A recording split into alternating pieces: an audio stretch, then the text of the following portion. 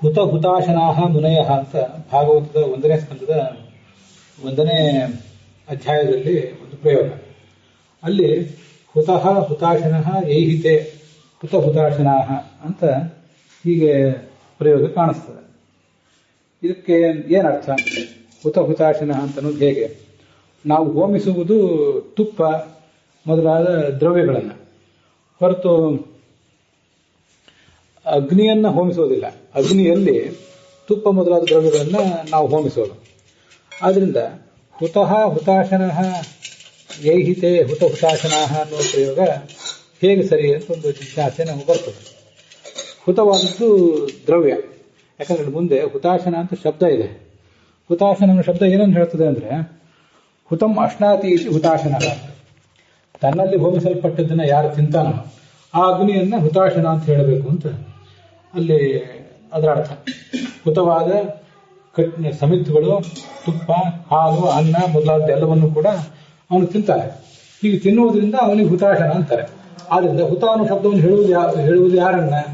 ಹುತ ಅನ್ನೋ ಶಬ್ದ ಹೇಳುವುದು ದ್ರವ್ಯಗಳನ್ನ.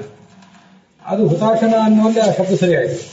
ಈಗ ಹುತ ಹುತಾಶನ ಅಂತದ್ದು ಪ್ರಯೋಗ ಮಾಡಿದಾಗ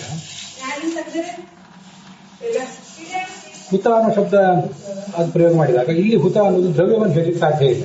ಇಲ್ಲಿ ಹುತ ಅನ್ನೋದು ಅಗ್ನಿಗೆ ವಿಶೇಷಣ ಆಗಬೇಕು. ಹುತಃ ಹುತಾಶನಃ ಏಹಿತೆ ಹುತ ಹುತಾಶನಃ ಅಂತ ಅಗ್ನಿಗೆ ವಿಶೇಷಣ ಆದರೆ ಅದು ಬೇರೆ ಮಾರ್ಗ ಇಲ್ಲ. ನಮ್ಗೆ ಗೊತ್ತಿರುವಂತೆ ಹುತ ಅನ್ನೋದು ದ್ರವ್ಯಕ್ಕೆ ವಿಶೇಷಣ ಆಗ್ತದೆ.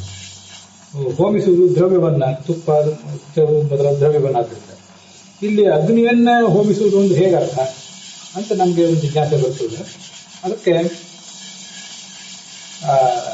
ಹುತಾಶನ ಅಂತ ಶಬ್ದ ಇದೆಯಲ್ಲ, ಅಲ್ಲಿ ಹುತ ಅಂದ್ರೆ ಹೋಮಿಸಲ್ಪಟ್ಟದ್ದು, ಅಗ್ನಿಯಲ್ಲಿ ಹಾಕಲ್ಪಟ್ಟದ್ದು ಅಂತ ಅರ್ಥ. ಅದಕ್ಕೆ ಅದು ದ್ರವ್ಯಕ್ಕೆ ವಿಶೇಷಣ, ಅದ್ರ ಬಗ್ಗೆ ಏನು ಸಂಶಯ ಇಲ್ಲ. ಇಲ್ಲಿ ಹುತ ಹುತಾಶನ ಅಂತ ಹುತ ಅಂತ ಪ್ರಯೋಗ ಮಾಡಿದಾರಲ್ಲ ಮೊದಲು, ಇಲ್ಲಿ ಹುತ ಎಂಬ ಶಬ್ದಕ್ಕೆ ಪೂಜಿಸಲ್ಪಟ್ಟದ್ದು ಅಂತ ಅರ್ಥ. ದ್ರವ್ಯ ದಾನ ಪೂರ್ವಕವಾಗಿ ತುಪ್ಪ, ಚರು, ಹಾಲು, ಸಮಿತ್ತು ಇತ್ಯಾದಿಗಳ ಹವನದ ಪೂರ್ವಕವಾಗಿ ಪೂಜಿಸಲ್ಪಟ್ಟಂತಹ ಅಂತ ಇದಕ್ಕೆ ಅರ್ಥ. ಇಲ್ಲಿ ಬಂದಿರುವಂತಹ ಹುತ ಎಂಬ ಶಬ್ದಕ್ಕೆ ಹೀಗೆ ಹೋಮದ ಮೂಲಕ ಆರಾಧಿಸಲ್ಪಟ್ಟಂತಹ ಅಗ್ನಿ ಉಳ್ಳವರು ಅಂತ ಅದಕ್ಕೆ ಅರ್ಥ. ಆದ್ರಿಂದ ಹುತ ಅನ್ನೋ ಶಬ್ದಕ್ಕೆ ಒಂದು ಕಡೆ ಅಗ್ನಿಯಲ್ಲಿ ಹಾಕಲ್ಪಟ್ಟಂತಹ ದ್ರವ್ಯ ಅಂತ ಅರ್ಥ, ಇನ್ನೊಂದು ಕಡೆ ಹುತ ಅಂದ್ರೆ ಅಂಥ ಯಜ್ಞದ ಮೂಲಕ ಆರಾಧಿಸಲ್ಪಡುವಂತಹ ಅಗ್ನಿ ಅಂತ ಅರ್ಥ. ಹೀಗೆ ಆ ಒಂದೇ ಶಬ್ದಕ್ಕೆ ಬೇರೆ ಬೇರೆ ಅರ್ಥ ಬರ್ತದೆ. ಇದು ಸಪ್ರತ್ಯಯದ ಬಗ್ಗೆ ನಮ್ಗೆ ಜಿಜ್ಞಾಸೆ ಆಯಿತು. ಹಾಗಾದ್ರೆ ಲಟ್ಲಕಾರ ಹೇಗೆ ಪ್ರಯೋಗ ಮಾಡಬೇಕು ಅಂದ್ರೆ, ಲಟ್ಲಕಾರ ಅಂತಾನೆ ನಮ್ಮ ಉದ್ದೇಶ ಅಲ್ಲ, ಕ್ರಿಯಾಪದವನ್ನು ಹೇಗೆ ಪ್ರಯೋಗ ಮಾಡಬೇಕು ಅಂತ ಪ್ರಶ್ನೆ ಬಂದಾಗ, ಅಗ್ನೌ ಘೃತಂ ಜುಹೋತಿ, ಅಗ್ನಿಯಲ್ಲಿ ತುಪ್ಪವನ್ನು ಹೋಮ ಮಾಡ್ತಾನೆ. ಅದು ಆ ಪ್ರಯೋಗದ ಬಗ್ಗೆ ಏನು ಸಂಶಯನೇ ಇಲ್ಲ, ಅಗ್ನಿಯಲ್ಲಿ ಹೋಮ ಮಾಡ್ತಾನೆ ಅಂತ. ಅದ್ರ ಜೊತೆಗೆ ಅಗ್ನಿಂ ಜುಹೋತಿ ಅಂತನೂ ಪ್ರಯೋಗ ಮಾಡಬೇಕು ನಾವು. ಅಗ್ನಿಂ ಜುಹೋತಿ, ಅಗ್ನಿಯಲ್ಲಿ ಹೋಮವನ್ನು ಮಾಡ್ತಾನೆ. ಅಗ್ನಿಂ ಘೃತಂ ಜುಹೋತಿ ಅಂತ ಈ ಪ್ರಯೋಗ. ಅಗ್ನಿಂ ಅಂದ್ರೆ ಅಗ್ನಿಯಲ್ಲಿ ಅಂತ ಅರ್ಥ. ಅದಕ್ಕೆ ವಿಭಕ್ತಿಗೆ ನಿತ್ಯ ವಿಭಕ್ತಿ ಇರಬಹುದು, ಆದ್ರೆ ವಿಭಕ್ತಿಗೆ ಅಗ್ನಿಯಲ್ಲಿ ಅಥವಾ ಅಗ್ನಿಗೆ ಅಂತ ಅರ್ಥ. ಅಗ್ನಿಂ ಘೃತಂ ಜುಹೋತಿ ಅಂತ ಈ ಪ್ರಯೋಗ. ಆ ಪ್ರಯೋಗ ನಮ್ಗೆ ಅರ್ಥ ಮಾಡ್ಕೊಳ್ಳಿಕ್ಕೆ, ಗುರುಹು ಶಿಷ್ಯಾಯ ವೇದಂ ಬೋಧಯತಿ, ಗುರುವು ಶಿಷ್ಯನಿಗೆ ವೇದಾಂತವನ್ನು ಬೋಧನೆ ಮಾಡ್ತಾನೆ ಅನ್ನೋದು ಹೇಗೋ ಹಾಗೆ ಗುರುಹು ಶಿಷ್ಯಂ ವೇದಂ ಬೋಧಯತಿ ಅಂತನೂ ಪ್ರಯೋಗ ಇದೆ, ನಮ್ಗೆ ಗೊತ್ತಿದೆ. ಮಾನವಕಂ ಧರ್ಮಂ ಬ್ರೂತೆ ಗುರುಹು ಅಂತ ಹಿಂದೆ ಪ್ರಯೋಗಗಳು ಬಂದಿವೆ. ಆದ್ದರಿಂದ ಎರಡೂ ಥರದ ಪ್ರಯೋಗಗಳಿಗೂ ನಮಗೆ ಅಲ್ಲಿ ಆಗ್ತವೆ ಅನ್ನೋದು ಗೊತ್ತಿರಬೇಕು. ಅಗ್ನೌ ಅಥವಾ ಅಗ್ನಿಗೆ ಘೃತಂ ಜುಹೋತಿ, ಅಗ್ನಯ್ಯಕ್ಕಿಂತ ಅಗ್ನಿಂ ಅಂತಂದ್ರೆ ಹೆಚ್ಚು ಸೂಕ್ತ.